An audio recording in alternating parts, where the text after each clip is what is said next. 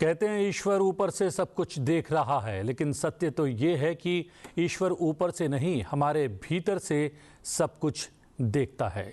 सुप्रभात, मैं हूं प्रतिबिंब शर्मा आपके साथ। सबसे पहले नजर मुख्य गतिविधियों पर।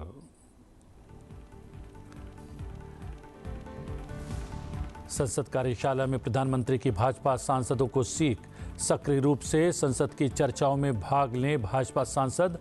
कार्यशाला के पहले दिन सर्वसम्मति से जीएसटी सुधारों का समर्थन करने वाला प्रस्ताव भी हुआ पारित। कार्यशाला के दूसरे दिन सहयोगी दलों के सांसद भी होंगे शामिल। उपराष्ट्रपति पद चुनाव को लेकर होगी विशेष मंत्रणा। प्रधानमंत्री नरेंद्र मोदी मंगलवार 9 सितंबर को बाढ़ग्रस्त राज्यों पंजाब और हिमाचल प्रदेश का करेंगे दौरा। मौजूदा स्थिति का व्यक्तिगत तौर पर लेंगे जायजा। सीमावर्ती राज्य को सहायता प्रदान करने के लिए जमीनी वास्तविकताओं को समझने का करेंगे प्रयास। लोकसभा अध्यक्ष ओम बिरला आज एक दिवसीय कोलकाता दौरे पर। भारत चैम्बर ऑफ कॉमर्स के 125वें वर्षगांठ समारोह में होंगे शामिल। India at 100 an age of new dawn in Kolkata विषय पर आयोजित एक विशेष सत्र को करेंगे संबोधित।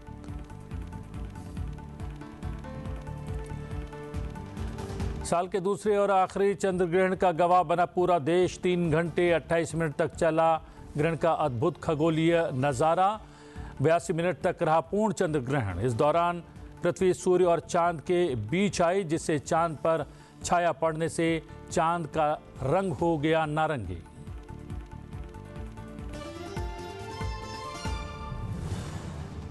भारतीय हॉकी टीम ने रविवार को राजगीर में हुए एशिया कप फाइनल में साउथ कोरिया को 4-1 से हराकर चौथी बार एशिया कप जीता और विश्व कप 2026 के लिए सीधे किया क्वालिफाई। प्रधानमंत्री नरेंद्र मोदी ने खिताब जीतने पर भारतीय पुरुष हॉकी टीम को दी बधाई। कहा, भारतीय खेलों के लिए एक गौरव का क्षण। हमारे खिलाड़ी और भी ऊंचाइयों को छूते रहें और देश का नाम रोशन करते रहें।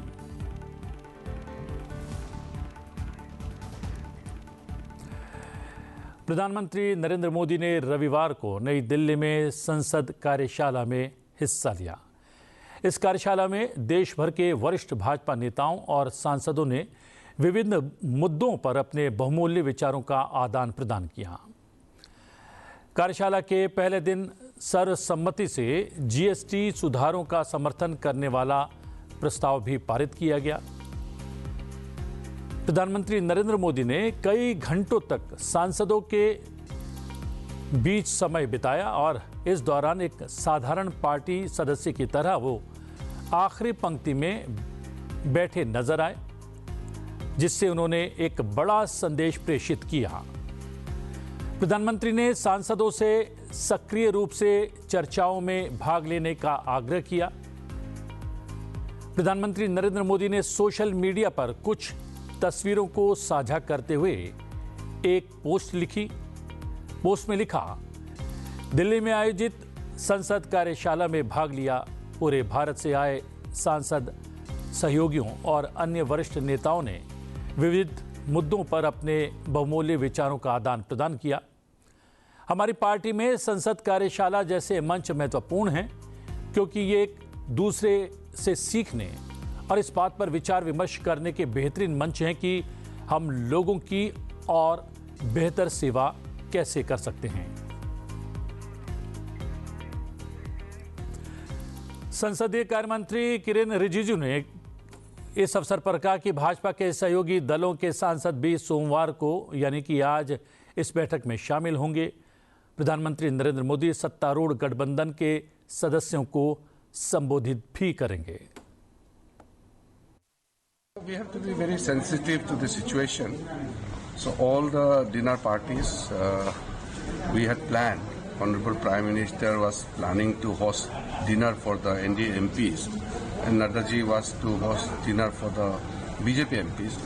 All have been called off due to extreme flood situation and the sufferings of the people in Punjab and the surrounding areas. In such a sensitive and such a difficult moment, we can't be having dinner party for election purpose. So all have been called off. No, we have our Karyashala, BJP MP's training program going on. It's a very systematic, and as always, BJP's culture is extremely professional. Our MPs have whole day from this morning 8 o'clock attended the training session, and we are always like that. And Honorable Prime Minister was throughout, from the morning till night, Honorable Prime Minister was attending all the training sessions. Tomorrow, our colleagues, the MPs from other NDA parties, will also join us. And Honorable Prime Minister will also make concluding remarks in the valedictory event for the Karyashala. प्रधानमंत्री नरेंद्र मोदी मंगलवार 9 सितंबर को बाढ़ग्रस्त राज्यों पंजाब और हिमाचल प्रदेश का दौरा करेंगे। वहां पर वो वहां की मौजूदा स्थिति का व्यक्तिगत तौर पर जायजा लेंगे और सीमावर्ती राज्य को सहायता प्रदान करने के लिए जमीनी वास्तविकताओं को समझने का प्रयास भी करेंगे। पंजाब भाजपा अध्यक्ष सुनील जाखड़ ने एक सोशल मीडिया पोस्ट में इस यात्रा की पुष्टि की। प्रधानमंत्री स्थानीय हालात का व्यक्तिगत तौर पर जायजा लेकर प्रभावित लोगों के लिए अधिकतम मदद सुनिश्चित करेंगे। उन्होंने कहा कि प्रधानमंत्री इस संकट को लेकर बेहद चिंतित हैं और घटनाक्रम पर कड़ी नजर रख रहे हैं। उन्होंने दोहराया कि भारत सरकार पंजाब के लोगों के साथ पूरी मजबूती के साथ खड़ी है। इस अवसर पर हिमाचल प्रदेश के पूर्व मुख्यमंत्री जयराम ठाकुर ने भी जानकारी साझा की। उन्होंने कहा कि दोनों राज्यों में भीषण बाढ़ की तबाही आई है और प्रधानमंत्री इन दोनों राज्यों का दौरा करके बाढ़ की स्थिति से अवगत होंगे और साथ ही सहयोग का हाथ भी बढ़ाएंगे। हमारे देश के प्रधानमंत्री हिमाचल प्रदेश में बारिश के कारण, बरसात के कारण जो क्षति हुई है जान माल की, उसका जायजा लेने के लिए आ रहे हैं। उस बैठक में हम भी भाग लेने के लिए धर्मशाला जा रहे हैं, वहाँ जहाँ वो बैठक करेंगे। तो वहाँ पर भी अपने क्षेत्र की और पूरे हिमाचल प्रदेश की परिस्थिति जहाँ जहाँ भी हम गए हैं इस बारिश के मौसम में, जहाँ नुकसान का जायजा लिया है, उसकी जानकारी प्रधानमंत्री जी को बुलाएंगे। लेकिन सभी साथियों से मैंने यहाँ पर इसी बात के लिए निवेदन किया है कि बरसात के मौसम में एहतियात के साथ, सावधानी के साथ रहें, आप सुरक्षित रहें, ये प्राथमिकता हमारी है। अगर घर ऐसी स्थिति में है कि जहाँ खतरा बना है उस घर में ना रहें, दूसरी जगह जहाँ सुरक्षित जगह है, चाहे 1 महीना कठिनाई में भी गुजारना पड़े गुजारिए, लेकिन जिंदगी को बचाना इस वक्त बहुत जरूरी है। प्रधानमंत्री नरेंद्र मोदी ने फ्रांस के राष्ट्रपति इमैनुएल मैक्रों के साथ टेलीफोन पर बातचीत की और यूक्रेन में संघर्ष तत्काल समाप्त करने के प्रयासों सहित अंतर्राष्ट्रीय और क्षेत्रीय मुद्दों पर विचार विमर्श किया। दोनों नेताओं ने आर्थिक, रक्षा, विज्ञान, प्रौद्योगिकी और अंतरिक्ष सहित विभिन्न क्षेत्रों में द्विपक्षीय सहयोग में हुई प्रगति की समीक्षा की और उसका सकारात्मक आकलन भी किया। दोनों नेताओं ने होराइजन 2047 रोड मैप, हिंद प्रशांत रोड मैप और रक्षा औद्योगिक रोड मैप के अनुरूप भारत फ्रांस रणनीतिक साझेदारी को और मजबूत करने के प्रति अपनी वचनबद्धता को भी दोहराया। दोनों नेताओं ने यूक्रेन में संघर्ष को समाप्त करने की दिशा में हाल के प्रयासों पर विचारों का आदान प्रदान किया। प्रधानमंत्री नरेंद्र मोदी ने संघर्ष के शांतिपूर्ण समाधान और शांति एवं स्थिरता की शीघ्र बहाली के लिए भारत के निरंतर समर्थन को दोहराया। प्रधानमंत्री नरेंद्र मोदी ने फरवरी 2026 में भारत द्वारा आयोजित AI इम्पैक्ट समिट के आमंत्रण को स्वीकार करने के लिए राष्ट्रपति मैक्रों को धन्यवाद दिया और भारत में राष्ट्रपति मैक्रों का स्वागत करने के प्रति उत्सुकता व्यक्त की। दोनों नेताओं ने वैश्विक स्तर पर शांति और स्थिरता को बढ़ावा देने हेतु परस्पर संपर्क में बने रहने तथा साथ मिलकर काम करने पर सहमति व्यक्त की।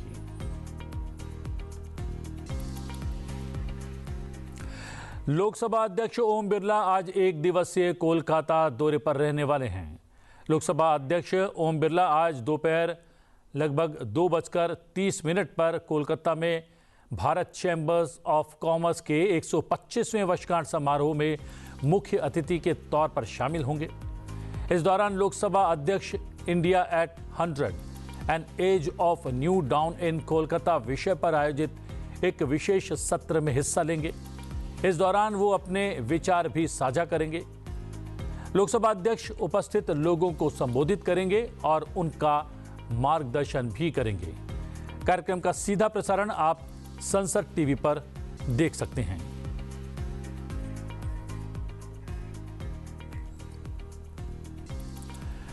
जापान के प्रधानमंत्री शिगेरू इशिबा ने चुनाव में मिली हार के बाद कार्यालय में 1 वर्ष से भी कम समय में इस्तीफा दे दिया है। इस चुनावी हार में उनकी सत्तारूढ़ लिबरल डेमोक्रेटिक पार्टी एलडीपी ने संसद में अपना बहुमत खो दिया है। टेलीविजन में एक संवाददाता सम्मेलन के दौरान इशिबा ने कहा कि उन्होंने लिबरल डेमोक्रेटिक पार्टी के अध्यक्ष पद से भी इस्तीफा देने का निर्णय लिया है। उन्होंने जुलाई में हुए संसदीय चुनाव में भारी हार की जिम्मेदारी लेने के लिए अपनी पार्टी की ओर से बढ़ती मांग के बाद पद छोड़ने की मंशा जाहिर की थी। इशिबा के नेतृत्व में एलडीपी ने 15 वर्षों में पहली बार निचले सदन में और इस वर्ष जुलाई महीने में ऊपरी सदन में अपना बहुमत खो दिया। जुलाई में इशिबा के सत्तारूढ़ गठबंधन को 248 सदस्यीय उच्च सदन में संसदीय चुनाव में बहुमत हासिल नहीं हो सका, जिससे उनकी सरकार की स्थिरता और अधिक कमजोर हो गई। वो अगले प्रधानमंत्री चुने जाने तक प्रधानमंत्री बने रहेंगे। इशिबा के कार्यकाल को बढ़ती मुद्रास्फीति, जीवन यापन के लिए खर्च का संकट, तनावपूर्ण अमेरिकी संबंध और मंत्रिमंडल की नियुक्तियों तथा पार्टी उपहारों पर आलोचना के लिए जाना जाता है। चंद्रग्रहण एक अद्भुत खगोलीय घटना है और पूरा देश इसका गवाह बना कल रात। जी हां, रात करीब 9:58 पर चंद्रग्रहण शुरू हुआ और 8 सितंबर की देर रात 1:26 पर यह समाप्त हुआ। साल का दूसरा और आखिरी चंद्रग्रहण 3 घंटे 28 मिनट तक बना रहा। ग्रहण रविवार रात 9:56 पर शुरू हुआ, जो रात 1:28 तक बना रहा। भारत में तमिलनाडु से चंद्रग्रहण की शुरुआत हुई। इसे पूरे देश भर में देखा गया। रात 11 बजे से 12:23 तक 82 मिनट पूर्ण चंद्रग्रहण के रहे। इस दौरान पृथ्वी सूर्य और चांद के बीच आ गई, जिससे चांद पर पृथ्वी की छाया पड़ गई और चांद का रंग सफेद की जगह नारंगी हो गया और इसे ही ब्लड मून भी कहा जाता है। साल 2022 के बाद भारत में दिखने वाला ये सबसे लंबा पूर्ण चंद्रग्रहण रहा। ये चंद्रग्रहण भारत के अधिकांश हिस्सों में दिखाई दिया, इसलिए इसके प्रति लोगों का उत्साह भी बहुत अधिक रहा। 27 जुलाई 2018 के बाद ये पहली बार था जब ग्रहण को देश के सभी हिस्सों में एक साथ देखा गया। इसे सीधी आंखों से देखा जा सका। इसके लिए किसी चश्मे या फिल्टर की आवश्यकता नहीं थी। कई लोगों ने दूरबीन और टेलीस्कोप से भी चंद्र ग्रहण का यह नजारा साफ तौर पर देखा।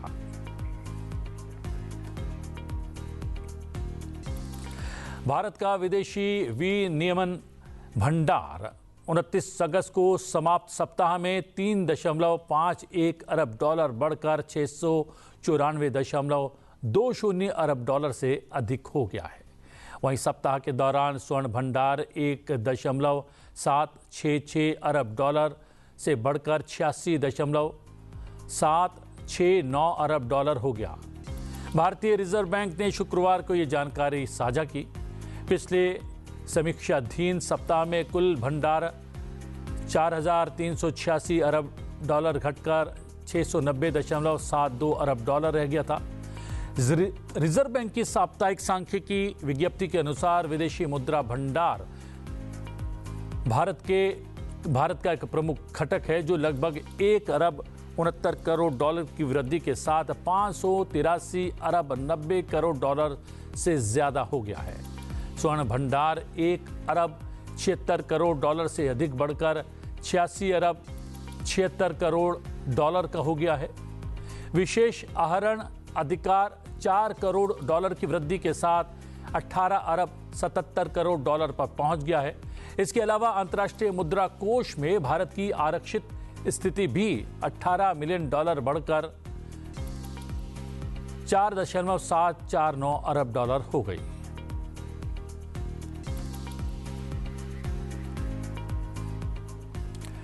इस वर्ष का कारवां-ए-हबीब सम्मान सुप्रसिद्ध निर्देशक देवेंद्र राज अंकुर जी को प्रदान किया जाएगा। ये सम्मान कालजयी रंगकर्मी एवं वरिष्ठ निर्देशक हबीब तनवीर साहब की स्मृति में प्रतिवर्ष दिया जाता है। हबीब तनवीर की वैचारिक सांस्कृतिक विरासत को आगे बढ़ाने के उद्देश्य से रंगमंच सहित साहित्य, संस्कृति, समाज और राजनीति के क्षेत्र में विशिष्ट जनपक्षधर और समग्र योगदान के लिए प्रतिवर्ष किसी एक व्यक्ति को कारवां-ए-हबीब सम्मान प्रदान किया जाता है। सम्मान और नाट्योत्सव कारवां-ए-हबीब तनवीर विकल्प साझा मंच और अस्मिता थिएटर ग्रुप की तरफ से प्रतिवर्ष आयोजित किया जाता है।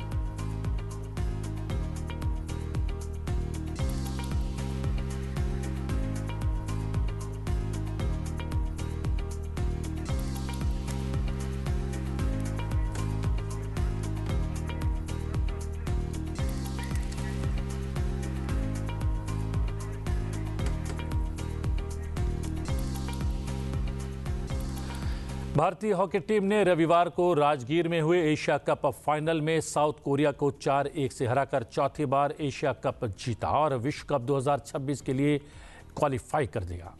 बिहार के राजगीर स्पोर्ट्स कॉम्प्लेक्स में खेले गए हॉकी एशिया कप के मुकाबले में भारतीय टीम ने साउथ कोरिया को 4-1 के अंतर से हराकर खिताब पर कब्जा जमाया। ये चौथी बार है जब भारत ने एशिया कप का खिताब अपने नाम किया है। भारत ने अब साल 2026 में बेल्जियम और नीदरलैंड द्वारा संयुक्त मेजबानी में आयोजित होने वाले विश्व कप के लिए क्वालिफाई भी कर लिया है। हॉकी इंडिया ने खिलाड़ियों को 3-3 लाख और स्पोर्ट्स स्टाफ को 1.5 लाख रुपए देने की घोषणा की है।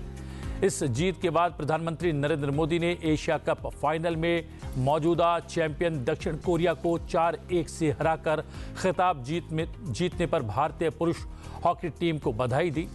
प्रधानमंत्री नरेंद्र मोदी ने एक्स पर एक पोस्ट पर कहा, बिहार के राजगीर में आयोजित एशिया कप 2025 में शानदार जीत के लिए हमारी पुरुष हॉकी टीम को बधाई। ये जीत इसलिए और भी विशेष है क्योंकि उन्होंने गत विजेता दक्षिण कोरिया को हराया है। ये भारतीय हॉकी और भारतीय खेलों के लिए गौरव का क्षण है। हमारे खिलाड़ी और भी ऊंचाइयों को छूते रहें और देश का नाम रोशन करते रहें। प्रधानमंत्री ने राज्य सरकार और बिहार के लोगों की भी सराहना की और कहा कि मैं बिहार सरकार और जनता की भी सराहना करना चाहूँगा, जिनके प्रयासों से राजगीर ने एक शानदार वैश्विक टूर्नामेंट की मेजबानी की और ये एक जीवंत खेल केंद्र बन गया। With the Hero Asia Cup and a spot in the World Cup on the line, India turned up and upped the ante immediately. Sukhjeet within the first minute with that thunderous backhand to get India going. It was a statement of intent, an intent that signified that we are here to dominate. Later, they were also awarded this penalty stroke, but Jehan Kim did very well to deny Jugraj Singh. The Indian aggression was on show. It was a great performance. Sanjay collected that, passed it across, and Dilpreet, cool as a cucumber, putting it past the goalkeeper. Overall, India's passing was on point. It was efficient, and that efficiency can be seen right here. Dilpreet was very good, deservedly the player of the match. And this was another finish by Dilpreet. Got the final touch in between the legs of the goalkeeper. Look at that. With that 3-goal cushion, India had taken firm control of this match. But it got better. Dilpreet in the act again, winning that penalty corner. A variation for India and Amit Rohidas powering it into the goal, and India took a 4-0 lead. The flight tickets to Belgium and Netherlands were already booked here. Korea fought though. It's a team that you can never write off, and they converted this penalty corner into a goal, courtesy some great teamwork. It was Son Daen who got the final touch in, but that was the only goal that Korea managed on the big day. They kept trying though. Jung Jun, one of their important players and their captain, trying to do his best, but the Indian defense was alert. And that was the moment the Hero Asia Cup came back to India. It's the 4th time that they have won this tournament. This is a victory at the Hero Asia Cup after 8. Followed by this big trophy. The stage was all set. An Indian team delivered in the heart of the country, Bihar. Ladies and gentlemen, what an amazing tournament it has been for the fans and for the teams. On behalf of the government of Bihar, Hockey India and the Asian Hockey Federation, we thank you all for your support and have a safe journey back home. Thank you all. Congratulations, Team India. What a night it has been. What a tournament it has been.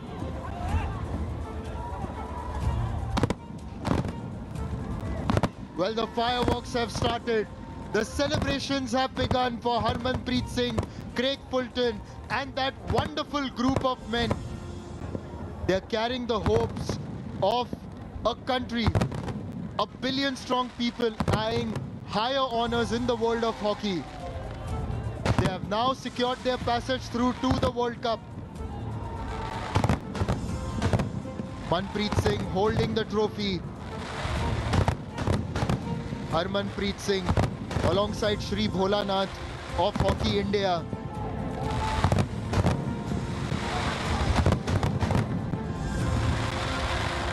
It's been a real team effort by India. Really is. Everyone contributing. An effort to be proud of. Take a snapshot. Keep this picture. Savor it. India have won the Asia Cup, the Hero Asia Cup, after 8 long years. It's for the 4th time in their history that they won this tournament.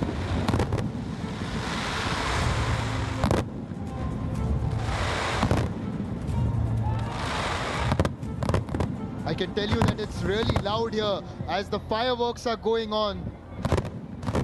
We saw the fireworks on the field as well. Now Harmanpreet Singh and his men will go and pose for another picture in front of the champion. Melody queen के नाम से मशहूर गायिका आशा भोसले का आज जन्मदिन है। चलते चलते आपको छोड़े जाते हैं उनके कुछ गीतों के साथ। आप इन गीतों का आनंद लीजिए। मुझे दीजिए आज्ञा। बने रहिए सनसेट टीवी के साथ। नमस्कार।